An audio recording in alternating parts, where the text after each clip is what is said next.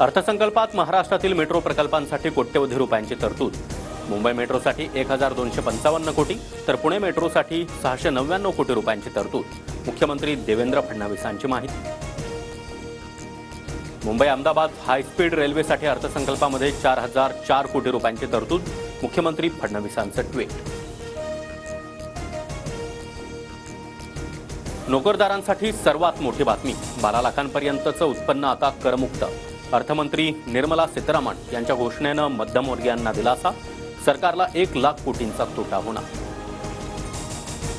भारतीयांचं स्वप्न पूर्ण करणारा अर्थसंकल्प। आजचा अर्थसंकल्प गुंतवणूक आणि बचत वाढवणारा। पंतप्रधान मोदींकडून अर्थसंकल्पाचं कौतुक। बीडचे जिल्हा शल्यचिकित्सक डॉक्टर अशोक थोरात यांनी धनंजय देशमुख यांची भेट घेतली। कुणाला शंका असल्यास भेट घेणं माझं कर्तव्य, अशोक थोरातांची प्रतिक्रिया। तर संपत्तीच्या आरोपांवर योग्य वेळी बोलणं, थोरात यांचं वक्तव्य।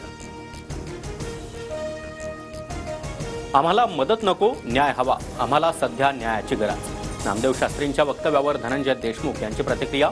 संतोष देशमुखांच्या कुटुंबाची जबाबदारी भगवानगड उचलायला तयार असल्याचं वक्तव्य नामदेव शास्त्री यांनी केलं होतं।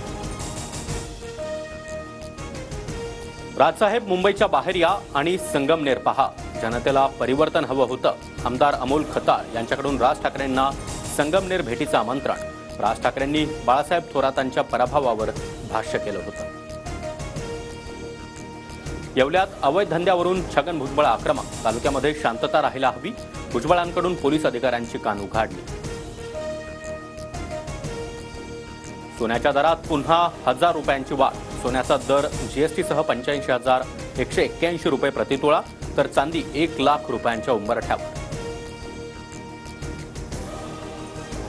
कोस्टल रोडच्या बोगद्यात ट्रॅफिक जाम। वरळीकडून मरीन ड्राईव्हच्या दिशेनं जाणाऱ्या बोगद्यामध्ये वाहतूक कोंडी।